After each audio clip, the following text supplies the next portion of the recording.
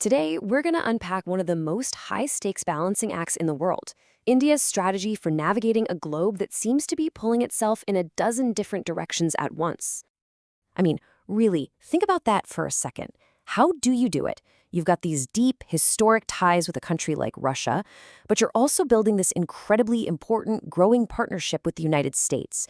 And all of that is happening while you're managing these long-standing conflicts right next door that could just explode at any moment. It's a geopolitical tightrope walk, for sure. So let's dive in and break this down. We're going to look at how India is trying to carve out its own path by juggling multiple, and let's be honest, often contradictory relationships to protect its own interests. They call it multi-alignment, and it's basically a refusal to pick a single side in a world that is screaming for you to do just that. All right, so first up, let's look at how India is building power outside of that traditional Western-led system. And that conversation has to start with BRICS.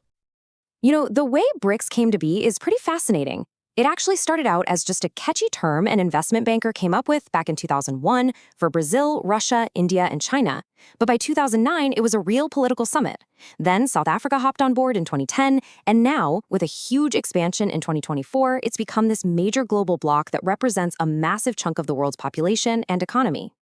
So you might be asking, why does India care so much about BRICS? Well, for New Delhi, it's absolutely vital. It gives a powerful collective voice to the developing world, what people often call the global south. It also serves as a real alternative to Western clubs like the G7. Plus, it's a place where you can talk about really sensitive topics, like maybe moving away from the US dollar for trade.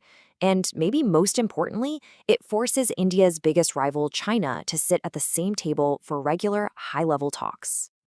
But here's the thing. Even while India is building these new global friendships, it has to deal with some very old, very dangerous rivalries right in its own backyard. And of course, no rivalry has shaped India's security thinking more than its relationship with Pakistan.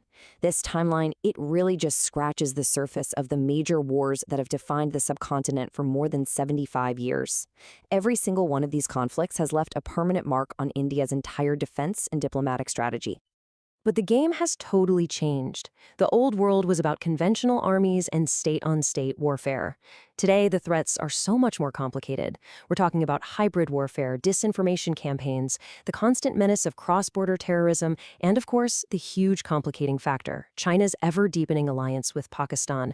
That creates a potential two-front security nightmare for India. Okay, so now let's pivot and look at the other side of this incredible strategic tightrope. India's booming partnership with the United States. I mean, you really can't overstate how dramatic this transformation has been. If you go back to the Cold War, India and the US were often on opposite sides of the geopolitical chessboard. But today, they call each other indispensable partners. This shift is, without a doubt, one of the most important geopolitical stories of the century. And listen, this isn't just empty talk. The partnership is real and it is deep. You've got the Quad security dialogue with the US, Japan, and Australia, which is clearly aimed at balancing China's influence. You've got major defense deals, and maybe most importantly, you have them working together on the tech that's going to define the future, like semiconductors. And all the while, their trade is just exploding.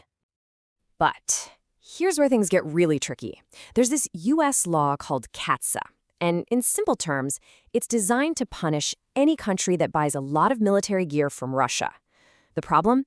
India has historically been one of Russia's biggest customers for exactly that. So this puts India's very real need for Russian equipment on a direct collision course with its new best friend, the US. So how on earth does India manage this? Well, it's a masterful diplomatic dance. On one hand, they work behind the scenes in Washington, pushing for waivers from these sanctions, making the case for their unique security situation. At the exact same time, they go ahead with critical defense deals with Moscow, like buying the S-400 missile system. And to balance it all out, they just keep getting deeper and deeper with the US on tech and trade, making India too valuable of a partner for Washington to ever alienate. All right, let's bring this all home.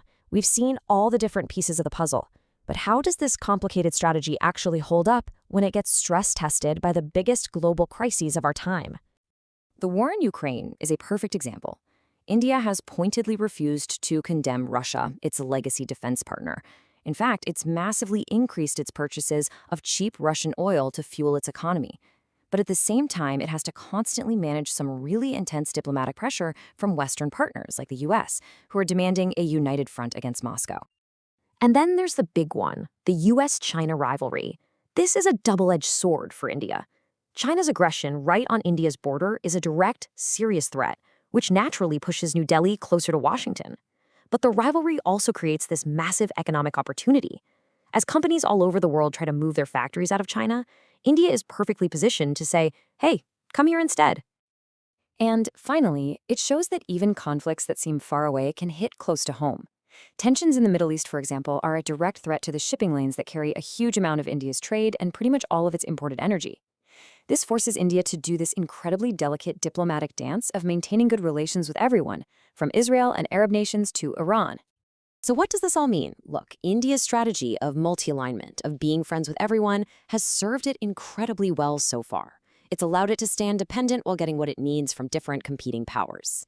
But as the world gets more and more fractured, as the big powers pull further and further apart, that tightrope gets a whole lot thinner. And the ultimate question is still out there. Can India keep being the bridge that connects these opposing worlds, or will the pressure finally become too much and force it to choose a side?